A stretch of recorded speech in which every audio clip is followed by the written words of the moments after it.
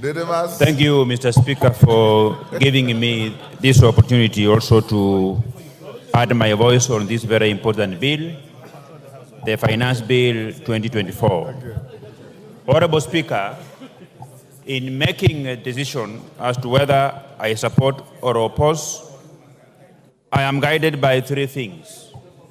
First, that is very important, and the country must understand this, Honorable Speaker. There is no country across the world that has developed without the support of the local manufacturers. We have been lamenting for very many years, Honorable Speaker, that Kenya as a country is one-way traffic. We are only importing. Mr. Speaker, it is a fact that we have manufacturers who have set up their factories in our country.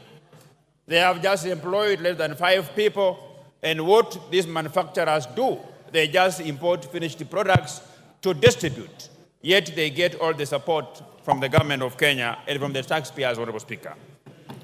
The second thing that is very important, Honorable Speaker, is that the problem that this country is facing, and it is a time bomb, Honorable Speaker, is lack of employment for the surging young population of this country. The government alone cannot absorb millions of Kenyans who are job seekers. The private sector plays a pivotal role in ensuring that we have employment opportunities so that Kenyans can have the bargaining and the purchasing power to put food on the table, Honorable Speaker. So the private sector should be supported. I heard the leader of minority speak about that this country is only favoring a few individuals who are trading in cement, who are trading in steel. Honorable Speaker, I want to ask and to urge the leader of minority, Honorable Pio and I, who is my very good friend, that he has an opportunity to set up a steel factory in this country. He has an opportunity to set up a cement manufacturing factory in this country. He has an opportunity, Honorable Speaker. I know that prior to the last general elections, they had so many meetings with the business community of Dubai, business community of Qatar, and Honorable Opio and I, you have got every reason to set up a factory, run it the way you want. You can even say that for you to buy from this factory, you must be wearing a black suit. Nobody will take you to court, Honorable Speaker. The third thing that is very important that made me to support this bill, Honorable Speaker, is because when those proposals were first being debated across the media houses in this country, there are a number of things that came out, and those things were punitive to the Kenyans, Honorable Speaker. These include the tax on motor vehicle, the tax on diapers, sanitary towels, taxes on motorcycles, Honorable Speaker. But we have since engaged, and I have had a robust discussion with the Chair of Finance and Economic Planning. He has assured me that the content of his report will finally make it to the areas that are going to be amended by this House, Honorable Speaker. I have also alive to the fact that as a Member of Parliament for Kimilili, I have the powers to amend this bill. I have the powers to suggest amendments, including the title of the bill, and everywhere that I feel we should change this bill, Honorable Speaker. Honorable Speaker, this bill, read together with the report, and of course also annexed on that level with my intelligence of proposing amendments to make it better, I am convinced that we are going to protect the local manufacturers. Kenya as a country, Honorable Speaker, we have been lagging behind. That even we import toothpicks, something that is made with a very low technology. That we have been importing diapers, something that even Junet Mohammed can set up a diaper manufacturing farm in Migori, Honorable Speaker. So what we are simply saying, we are saying that the rich people of this country, the very many associations that can access funding from banks in this country, that this bill is giving them an opportunity to become entrepreneurs so that they can set up factories that will be able to produce things that have been zero rated, and they will have a competitive edge against those manufacturers who have been importing things to this country, Honorable Speaker. Honorable Speaker, we have had a discussion with the ladies of this country. I have had a discussion with girls and women from my constituency. They have raised concern about the hygiene of diapers that are imported from China.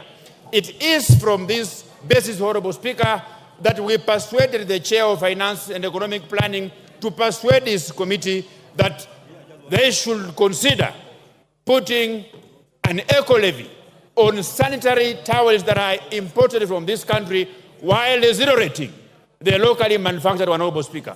Honorable Speaker, by passage of this bill, I am convinced, I am energized to look for money and set up a factory in Kimilili, a factory that will produce sanitary towels, a factory that will produce diapers, a factory that will produce toothpicks, Honorable Speaker, a factory that will produce tires, Honorable Speaker.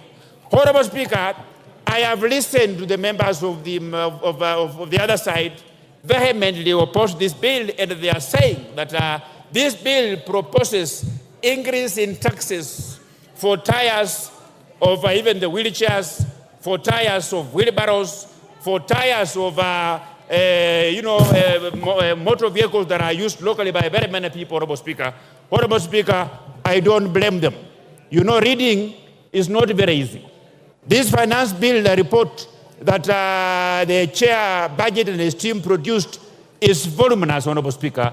And I'm not just blaming them, but because, you know, for you to read, you must be committed. So I challenge them to go down and read the report. And even if the chair of Finance and Economic Planning has proposed those changes that includes zero-rating tires, that includes zero-rating eggs, that includes, Honorable Speaker, zero-rating locally assembled motorcycles, I want to tell this House that we have all the powers to even propose similar proposals, so that by the time when we will be coming here on third reading, then if those proposals will not be put forward by the committee, then each one of us will have the powers to move ahead and come up with those committees, Honorable Speaker.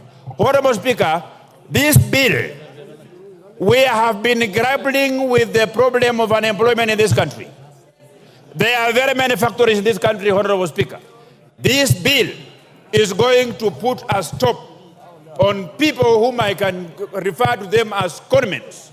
These are industrialists who set up industries in this country, but they don't manufacture anything. They don't employ anybody. They just employ an accountant who processes things from foreign countries to come here and distribute them. That is why the Finance and Economic Planning Committee was intelligent enough to say locally assembled. So even if you will import parts, you will bring in various parts, but there is evidence that you are assembling, that you require to employ a Kenyan to assist you in assembling, that you require to employ another Kenyan to assist you in cost estimation of those parts. Honorable Speaker, that is why I stand here today as a member of Parliament for Kimilili, exercising my constitutional powers and authority, that I have the powers to amend each and every section of this bill, Honorable Speaker. And being alive to the fact that the reason why the people of Kimilili brought me into this House is to ensure that the road from Rashid to Chepkwabi is tarmacked, Honorable Speaker. Is to ensure that we have a Huduma Center that is fully equipped and functional in the Kimilili constituency, Honorable Speaker. That I ensure I source for funds to tarmac the road from Maini to Kapsokon, Honorable Speaker. For those very reasons, Honorable Speaker, I stand here as a proud Kenyan, as a proud member of Parliament, supporting this bill, and I want to assure the Kenyans who are listening to me that if there is any section of this bill that is further punitive to them, I will bring amendment. You don't throw the baby in the bathwater. For my members of the opposition, Junaid Mohammed, you presided over a regime in the last Parliament that committed serious financial atrocities. You don't speak for Kenyans. The people who speak for Kenyans are the government, are myself. When you speak, the country bleeds. When I speak, the country listens. I thank you, Honorable Speaker, and I support. Commissioner Makau. Thank you, Mr. Speaker. From the onset, Mr. Speaker, let me say I thank you for giving me this chance to voice my